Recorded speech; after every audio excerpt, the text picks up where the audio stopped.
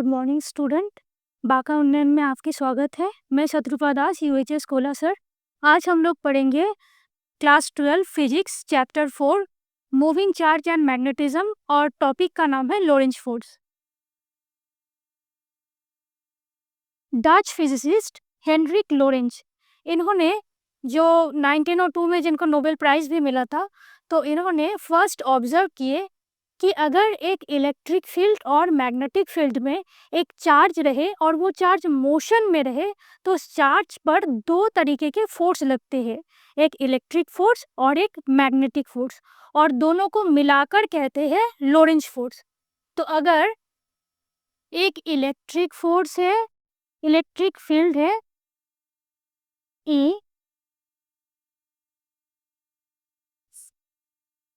और सपोज इस डायरेक्शन पे एक मैग्नेटिक फील्ड है B, और एक चार्ज पार्टिकल है प्लस Q, जो इस डायरेक्शन पे इसका वेलोसिटी है।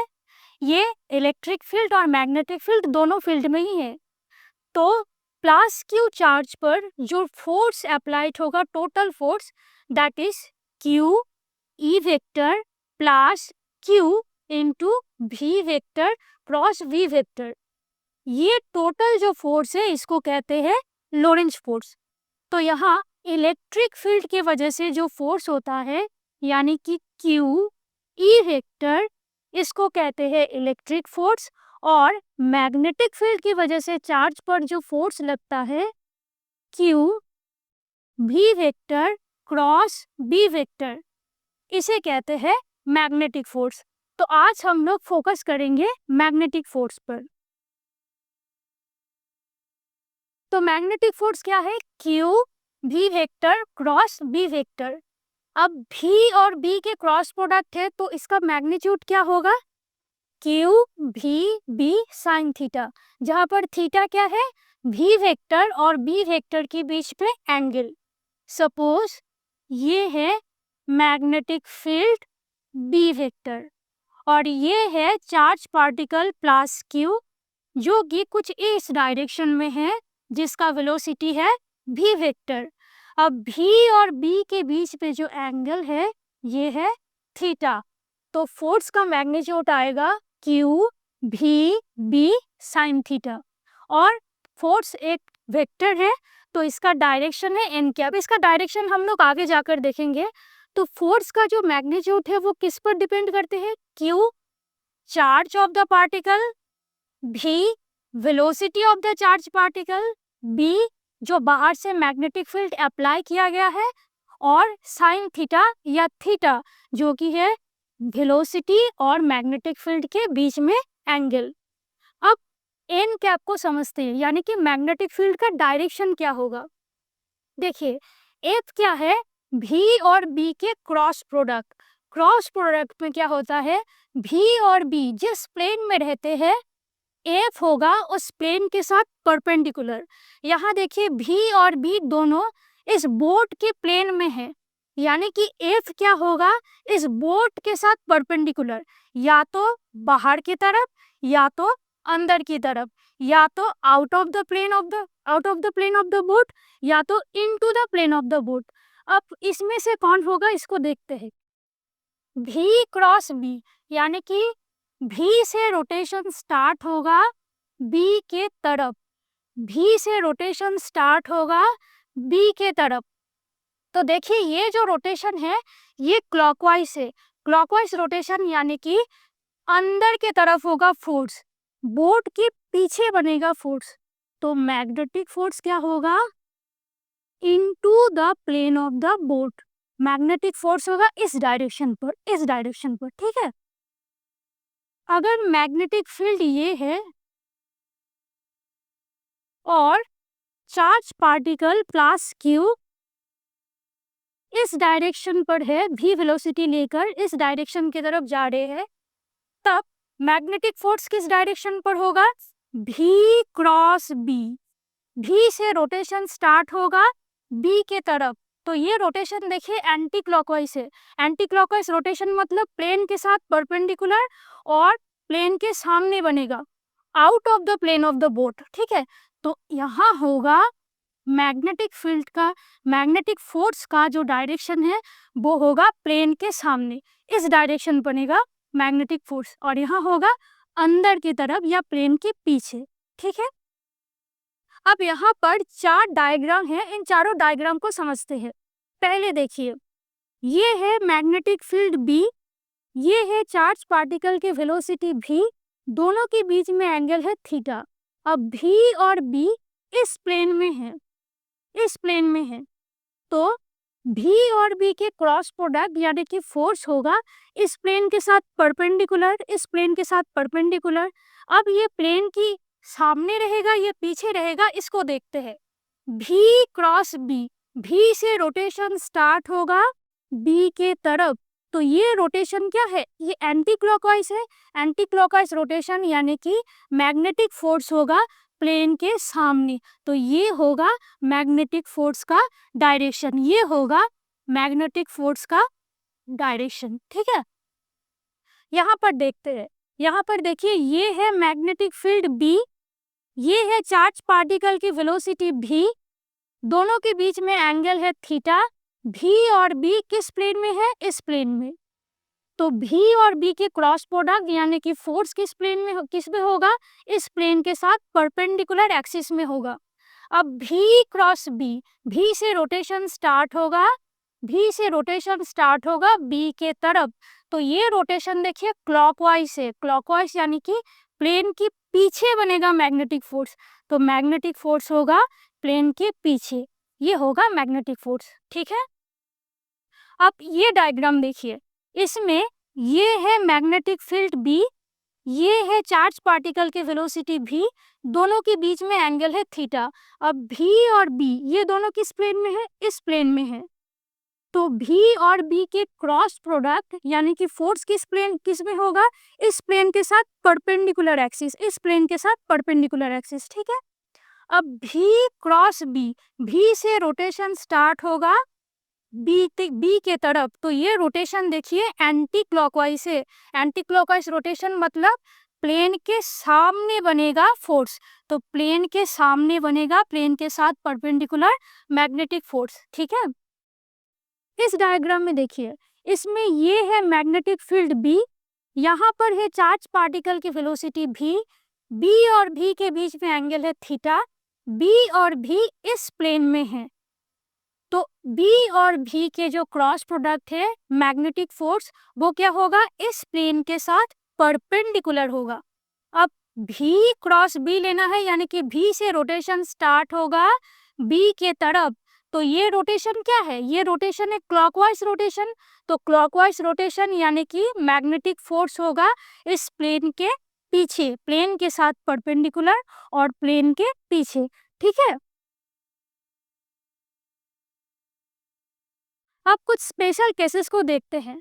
जैसे पहला केस क्या है, अगर पॉजिटिव चार्ज के जगह नेगेटिव चार्ज होगा तब फोर्स कैसे होगा, तो Fm क्या होता है, प्लस चार्ज के लिए plus Q V cross of B, ये है magnetic force, magnetic field B है, ये plus Q charge V velocity लेकर इस डायरेक्शन पर मोशन में है, दोनों के बीच में एंगल है थीटा, तो यहाँ पर V क्रॉस V और B इस प्लेन में है, तो V और B के क्रॉस प्रोडक्ट यानी कि फोर्स इस प्लेन के साथ परपेंडिकुलर होगा, और V क्रॉस B देखिए, ये V से स्टार्ट होगा B की तरफ जाएगा, तो ये रोटेशन क्या है, एंटी क्लॉकवाइज है। एंटी क्लॉकवाइज रोटेशन यानी कि प्लेन के साथ परपेंडिकुलर और प्लेन के सामने बनेगा मैग्नेटिक फोर्स, प्लेन के सामने बनेगा मैग्नेटिक फोर्स। ठीक है, लेकिन अगर प्लस Q चार्ज के जगह माइनस Q चार्ज हो और बाकी सब सेम रहे, तो यहाँ पर देखिए मैग्नेटिक फील्ड ठीक इसके जैसा ही है, यहाँ चार्ज पार्टिकल की वेलोसिटी के डायरेक्शन भी प्लस Q जैसा ही है, बस प्लस Q की जगह माइनस Q चार्ज लिया गया है। तो B और V ये दोनों जिस प्लेन में है, ऑब्वियसली इन दोनों की जो क्रॉस प्रोडक्ट होगा Fm इस प्लेन के साथ परपेंडिकुलर होगा। अब यहाँ पर भी पहले जैसा ही V क्रॉस B, V से रोटेशन स्टार्ट है B के तरफ, तो यहाँ पर भी रोटेशन एंटी क्लॉकवाइज है, तो होना चाहिए था ऊपर के तरफ, मैग्नेटिक फोर्स ऊपर के तरफ।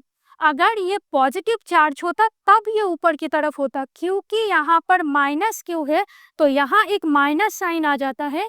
तो मैग्नेटिक फोर्स प्लस चार्ज के लिए जिस डायरेक्शन में होगा, माइनस चार्ज के लिए होगा इसकी ऑपोजिट डायरेक्शन, यानी कि एंटी क्लॉकवाइज रोटेशन होने के बाद भी मैग्नेटिक फोर्स बनेगा प्लेन के साथ परपेंडिकुलर और प्लेन के पीछे। तो ये नहीं होगा, माइनस क्यू के लिए मैग्नेटिक फोर्स होगा प्लेन के साथ परपेंडिकुलर और प्लेन के पीछे। ठीक है, अब देखते हैं कि चार्ज पार्टिकल अगर मैग्नेटिक फील्ड के डायरेक्शन पर या उसके ऑपोजिट डायरेक्शन पर मूव करे तब फोर्स कैसा होगा। सपोज ये है मैग्नेटिक फील्ड और ये है चार्ज, तो ये चार्ज अगर इस डायरेक्शन में मूव करे या इसके ऑपोजिट डायरेक्शन पर मूव करे तब फोर्स कैसा होता है। तो पहले देखते हैं भी बी के साथ पैरेलल है, यानी कि ये है मैग्नेटिक फील्ड बी और प्लस क्यू चार्ज है जो कि बी के साथ पैरेलली मोशन में है।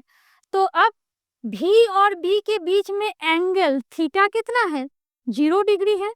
ठीक है, तो एफएम का इक्वेशन क्या था, FM magnetic force plus q charge पर due to the magnetic field क्या था, क्यू भी B sine theta n cap. N cap तो इसका डायरेक्शन है, तो यहाँ पर जो टर्म आता है साइन थीटा, यहाँ पर थीटा क्या है, भी और बी के बीच में एंगल। तो जब ये दोनों पैरेलल है तो दोनों के बीच में एंगल क्या है, 0 डिग्री। तो साइन 0 डिग्री का वैल्यू क्या होता है, साइन 0 की वैल्यू 0, तो यहाँ साइन 0 की वैल्यू 0, यानी कि क्यू भी बी इंटू 0 एन कैप, यानी कि फोर्स क्या होगा, 0। तो पैरेलली मूव करे तो प्लस क्यू चार्ज पर या माइनस क्यू चार्ज भी हो, चार्ज पार्टिकल पर कोई फोर्स नहीं लगता है। ठीक है, अब देखते हैं अगर एंटी पैरेलल हो तो मैग्नेटिक फील्ड है इस डायरेक्शन पर और चार्ज पार्टिकल मोशन में है इस डायरेक्शन पर। तो यहाँ देखिए भी और बी के बीच में एंगल कितना है, भी और बी के बीच में एंगल है 180 डिग्री। अब साइन 180 डिग्री वैल्यू क्या होता है, साइन 180 डिग्री वैल्यू का भी वैल्यू भी 0 होता है। तो यहाँ भी एफ एम क्या आ जाएगा, एफ एम वेक्टर क्यू भी B sine 180 degree N cap, sine 180 degree 0 यानी कि फोर्स 0। तो चार्ज पार्टिकल मैग्नेटिक फील्ड के साथ सेम डायरेक्शन में यानी पैरेलली मूव करे या मैग्नेटिक फील्ड के ऑपोजिट डायरेक्शन यानी कि एंटी पैरेलल इसका मोशन हो, दोनों केस में ही चार्ज पार्टिकल पर मैग्नेटिक फील्ड के वजह से कोई फोर्स नहीं लगता। मैग्नेटिक फोर्स क्या होता है, दोनों केसेस में ही 0 होता है। ठीक है, अब तीसरा केस देखते हैं, चार्ज पार्टिकल अगर रेस्ट में है, अगर आवेश विराम में हो, तो सपोज ये है मैग्नेटिक फील्ड और यहाँ पर चार्ज पार्टिकल रुके हैं, विराम में है, तो क्या होगा। तो यहाँ देखिए चार्ज पार्टिकल विराम में है, रेस्ट में है, यानी कि भी इटसेल्फ 0, इसका कोई वेलोसिटी है ही नहीं। तो वेलोसिटी जब 0 होगा तो फोर्स का क्या होगा, force is equal to Q भी बी साइन थीटा और इसका डायरेक्शन एन कैप। तो भी इटसेल्फ इज इक्वल टू 0, यानी कि फोर्स क्या आ जाएगा, 0। तो अगेन फोर्स हो रहा है 0, यानी कि कोई मैग्नेटिक फील्ड है, मैग्नेटिक फील्ड के साथ चार्ज इसके साथ सेम डायरेक्शन में वेलोसिटी मोशन में है या इसकी ऑपोजिट डायरेक्शन में मोशन में है या चार्ज एक जगह पर रुका हुआ है, चार्ज अगर विराम में है, रेस्ट में है, तो ये तीनों केसेस में ही मैग्नेटिक फोर्स चार्ज पर नहीं लगता, मैग्नेटिक फोर्स होता है 0। ठीक है, अब हम लोग देखेंगे मैग्नेटिक फील्ड का यूनिट। देखिए इसको कैसे निकालेंगे, इसको निकालेंगे डायमेंशन से। हम लोगों को पता है कि लोरेंज फोर्स जो मैग्नेटिक फोर्स है उसका मैग्नीट्यूड क्या होता है, सिर्फ मैग्नीट्यूड लेना है, क्यू भी बी साइन थीटा, बस मैग्नीट्यूड ले रहे हैं। जहां पर क्या है, क्यू चार्ज भी जिसका एक मैग्नेटिक फील्ड है बी, उस मैग्नेटिक फील्ड में भी वेलोसिटी से मूव करते हैं क्यू चार्ज। यहाँ पर मैग्नेटिक फील्ड है B, Q charge V velocity में मैग्नेटिक फील्ड के अंदर मोशन में है, दोनों के बीच में एंगल है थीटा। तो क्यू चार्ज पर जो मैग्नेटिक फोर्स लगते हैं उसका मैग्नीट्यूड है ये। तो यहाँ इस इक्वेशन में अगर बी निकाले, बी को एक जगह लाए, तो दूसरे साइड में क्या हो जाएगा, F M force upon Q charge V velocity और आ जाएगा साइन थीटा। ठीक है,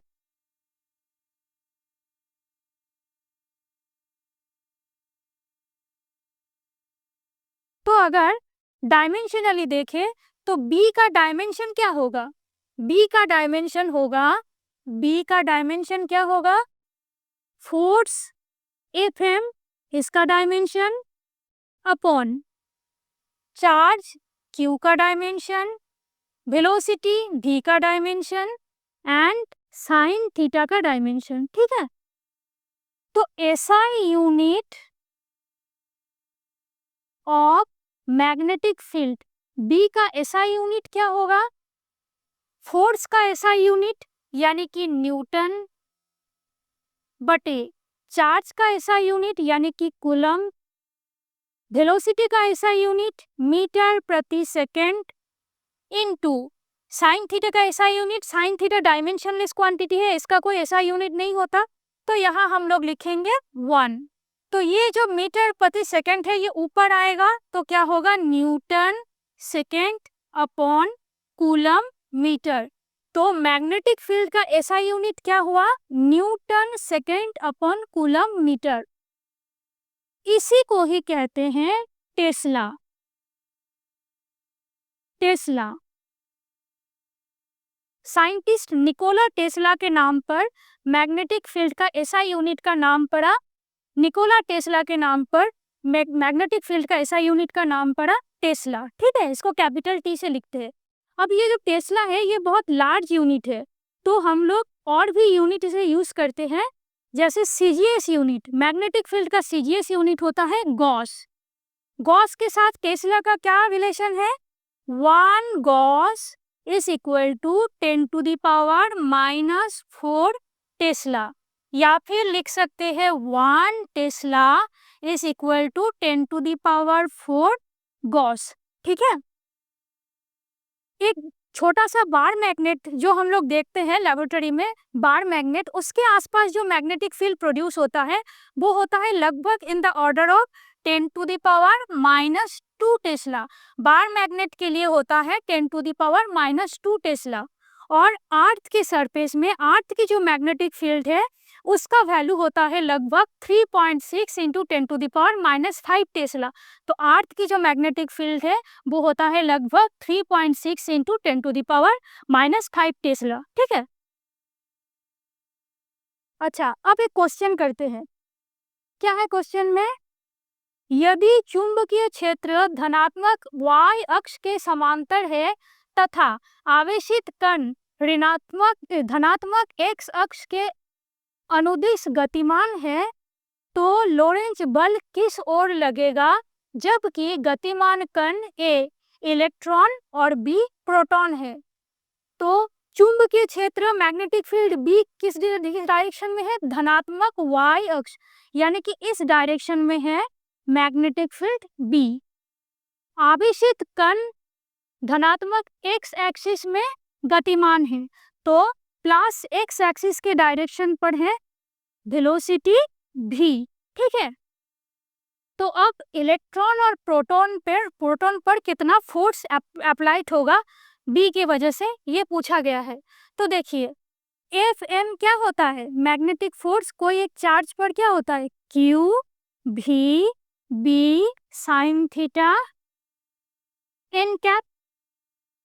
थीटा क्या है, V और B के बीच में एंगल, यहाँ पर देखिए V और B के बीच में एंगल क्या है, X और Y एक्सिस के बीच में एंगल, यानी कि ये क्या होता है एंगल थीटा, ये थीटा है कितना, 90 डिग्री है। तो यहाँ पर साइन थीटा क्या हो जाएगा, साइन 90 डिग्री यानी कि 1। तो ये फोर्स क्या हो जाएगा, क्यू भी बी एन कैप। अगर चार्ज पॉजिटिव हो तो यहाँ पर देखिए भी एन कैप के डायरेक्शन देखते हैं, क्या लेते हैं। असल में जो इक्वेशन था, जिसके पहले जो इक्वेशन था वो क्या था, क्यू भी क्रॉस बी। भी के तरफ स्टार्ट करना है रोटेशन, भी से स्टार्ट करना है बी के तरफ, भी से स्टार्ट होगा बी के तरफ। तो ये रोटेशन क्या है, ये एंटी क्लॉकवाइज रोटेशन है, यानी कि भी और बी जिस प्लेन में है, एक्स और Y plane, X Y plane, X Y plane के साथ परपेंडिकुलर होगा। और अगर चार्ज पॉजिटिव है तो प्लेन के सामने बनेगा, चार्ज अगर नेगेटिव होता है तो प्लेन के पीछे बनेगा। तो यहाँ पर पहला है इलेक्ट्रॉन के लिए, तो इलेक्ट्रॉन के लिए निकालते हैं फोर्स एफ ई। तो इलेक्ट्रॉन के लिए चार्ज कितना होता है, माइनस ई, तो क्यू की जगह हम लोग लिखेंगे माइनस ई भी बी। यहाँ पर एन कैप क्या है, i cap cross of J cap यानी कि के कैप, तो ये हो जाएगा के कैप। तो ई भी डी ये है फोर्स का मैग्नीट्यूड और डायरेक्शन होता है माइनस के कैप। तो नीचे की तरफ एक्स वाई प्लेन के साथ परपेंडिकुलर यानी कि जेड एक्सिस के बराबर और माइनस जेड एक्सिस ऋणात्मक जेड अक्ष के डायरेक्शन पर होगा इलेक्ट्रॉन पर फोर्स। ठीक है, इलेक्ट्रॉन के ऊपर लोरेंज बल या मैग्नेटिक फोर्स। और बी प्रोटॉन के लिए क्या होगा, प्रोटॉन के लिए फोर्स एफ पी लिखते हैं। प्रोटॉन का चार्ज क्यू क्या होता है, प्लस ई, तो प्लस ई भी बी। डायरेक्शन क्या होगा, V cross B, I cap cross of J cap anti clockwise यानी कि प्लस के कैप के डायरेक्शन में।